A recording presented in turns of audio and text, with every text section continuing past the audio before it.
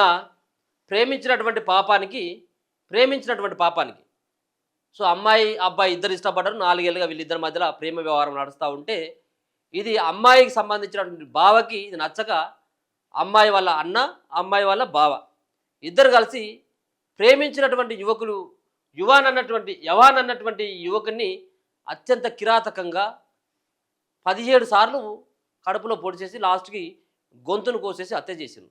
ఎంత దుర్మార్గం చూడరు. ఇక కేవలం ప్రేమిస్తున్నాడు అన్నటువంటి ఒక నేపంతో బీటెక్ ఏమో చదువుతున్నాడట, ఇంకా ఎగ్జామ్స్ అవుతూ ఉన్నాయి.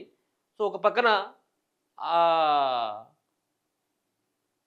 అంత 25 ఏళ్ళు ఉన్నటువంటి 23 ఏళ్ళు ఉన్నటువంటి అతనికి సో కేవలం ఒక ప్రేమ పేరు మీద సో హెచ్చరించిన అయిపోయేది, లేకపోతే నా అమ్మాయికి వేరే పెళ్లి చేసిన అయిపోయేది. కానీ ఆ విధంగా చంపడం ఎంత దుర్మార్గం చెప్పదు. ఇక అంటే కుల మతాలకు అతీతంగా పెళ్లి చేసుకున్న చంపుతా ఉన్నారు.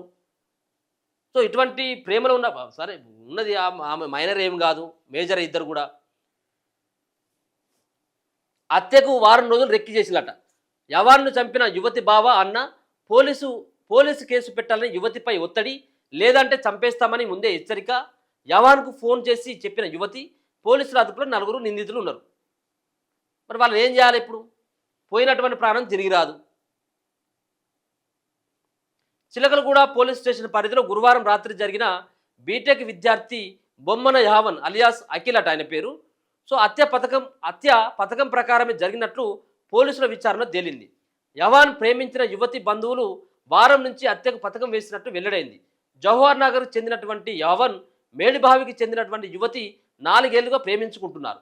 యావన్ తరచూ మేడిబావికి వచ్చి తన పెద్దమ్మ ఇంట్లో ఉంటూ స్నేహితులను కలిసేవాడు. ఈ క్రమంలో గురువారం రాత్రి 9 గంటల సమయంలో ఇంద్రనగర్లోని రోడ్ నెంబర్ 5లో యావన్ తన స్నేహితులతో కలిసి ఓ ఇంటి అరుగుపై కూర్చొని ఉండగా బైక్లపై వచ్చిన 6 యువకులు యావన్తో వాగ్వాదానికి దిగి కత్తులతో దాడి చేసి పరారయ్యారు.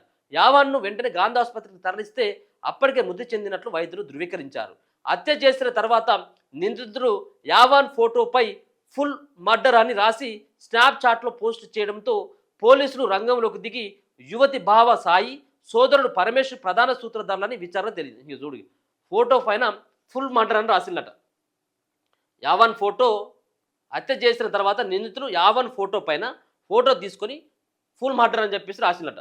ఇది ఎంత దారుణం చూడు. అంటే మనకి మర్డర్ చేసిన పాపం ప్రాణం పోయిందన్నటువంటి ఆ బాధ అసలే లేదు వాడికి. లేదు, వాడు మనకి ఇన్స్టాలో పోస్ట్ చేసినట్ట రీల్స్. ఆ శవాన్ని ఫోటో తీసుకొని పేర్లు రాసి ఇంకా వాళ్ళు ఇంకెంత ఎంజాయ్ చేసిండ్రు. ఇటువంటి దుర్మార్గులు ఏం చేయాలి వాళ్ళని? అంటే వాళ్ళ ఎంత షార్టిస్ట్లో చూడండి. యావన్కి యువతి ఫోన్ చేసి హెచ్చరించిందట. యావన్పై యువతితో పోలీస్ కేసు పెట్టించేందుకు ఆమె కుటుంబ సభ్యులు ప్రయత్నిస్తున్నట్లు, లేదంటే ఇద్దరిని చంపేస్తామని ఆమె బావ సాయి హెచ్చరిస్తున్నట్లు ఓ ఆడియో కాల్ సోషల్ మీడియాలో వైరల్ అయింది. నీపై పోలీస్ కేసు పెట్టాలని ఇంట్లో ఒత్తిడి తెస్తున్నారు. కాలేజీ వెళ్ళకు, పోలీస్ స్టేషన్కి వచ్చి టార్చర్ చేస్తున్నాడని చెప్పు అంటున్నారు.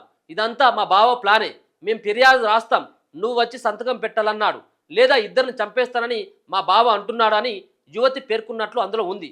అయితే ఇప్పుడు కామ్గా ఉన్నాం కదా, మళ్ళీ ఇదేం లొల్లి అని యావన్ ప్రశ్నించినట్లు ఉంది. ఆ ఆడియో కాల్ను పోలీసులు పరిశీలిస్తున్నారు. కాగా నిందితుడు సాయికి నేర చరిత్ర ఉన్నదట. గతంలో మేడిబావికి చెందినటువంటి 7గురిని కొట్టిన కేసులో 15 రోజులు రిమాండ్కి వెళ్ళినట్లు కూడా రిమాండ్కు వెళ్ళి విడుదలైందట. ఇటీవల ఓ స్విగ్గీ డెలివరీ బాయ్పై మరొకరిపై కూడా దాడి చేయడంతో కేసు నమోదు కాగా రాజీ కుదుర్చుకున్నాడట. ఇక వానికి ఇట్లా వదిలిపెడితే ఇప్పుడు ఏం చేస్తారు? మన చిన్న కేసు అయింది కదా, ఒక 7గురినో ఏమో కొడితే 15 రోజుల పాటు జైల్లో ఉన్నాడు. 15 రోజుల పాటు జైల్లో ఉన్న తర్వాత వానికి జైలు అంటే భయం లేదు, పోలీసు వాళ్ళు అంటే భయం ఏం లేదు, ఇక అయిపోయింది. దాని తర్వాత మళ్ళీ వచ్చిన వాళ్ళు ఏదో డెలివరీ బాయ్ని కొట్టిండు, ఇప్పుడు మర్డర్ చేసిండు ఒకరిని. ఇప్పుడు కూడా వాడిని వదిలిపెట్టినాం అనుకో, వాడు ఏం చేస్తాడు? మళ్ళీ బయటకు వచ్చి వాళ్ళు ఇంకో 4 చేస్తాడు. మళ్ళీ దాని తర్వాత కూడా బెయిల్ వచ్చింది అనుకో, మళ్ళీ ఇంకేమవుతా మళ్ళీ 10 మందిని మర్డర్ చేస్తాడు. అంటే ఈ నేర చరిత్ర కలిగినటువంటి వాళ్ళని అసలు రానియకూడదు వాళ్ళని. అంటే చట్టాలలో కూడా కొన్ని మార్పులు రావాల్సినటువంటి అవసరం ఉన్నది. ఇప్పుడు ఇప్పుడు చేసుకున్నటువంటి భార్య అయితే కాదు కదా, అమ్మాయి చేసుకున్నటువంటి భార్య జోలికి వస్తున్నాడు కాబట్టి చట్టాన్ని చేతులకు అప్పుడు కూడా తీసుకోకూడదు. సరే, వేరే రకాలైనటువంటి మార్గాలు ఉన్నాయి. ఏమున్నది ఆ అమ్మాయి కూడా ఈ అబ్బాయిని ఇష్టపడుతున్నది. నిజంగా బలవంతంగా ఆ అమ్మాయి తోటి తిరుగుతున్నాడు. ఆ అమ్మాయిని కాలేజీకి వెళ్ళకుండా చేస్తా ఉన్నాడు.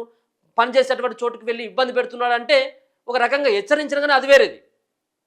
అసలు ఆ బావ అంటే ఆ అమ్మాయికి ఇష్టం లేదు. వాడికి నేర చరిత్ర ఉన్నది. అటువంటి వాడు వచ్చి వీళ్ళిద్దరి మధ్యలో దూరేసి పాపం నిర్దాక్షిణ్యంగా ఒక ప్రాణం తీసేసిండు. సో యువతి ఇంటి ముట్టడికి యత్నం. యావన్ కుటుంబ సభ్యులు, స్నేహితులు, బంధువులు శుక్రవారం ఉదయం యువతి ఇంటిని ముట్టడించేందుకు యత్నించారు. పోలీసులు అడ్డుకోవడంతో ఉద్రిక్తత నెలకొంది. నలుగురు నిందితులను అదుపులోకి తీసుకున్నామని, మిగిలిన వారిని పట్టుకుంటామని సికింద్రాబాద్ జోన్ డీసీపీ రక్షిత కృష్ణమూర్తి తెలిపారు.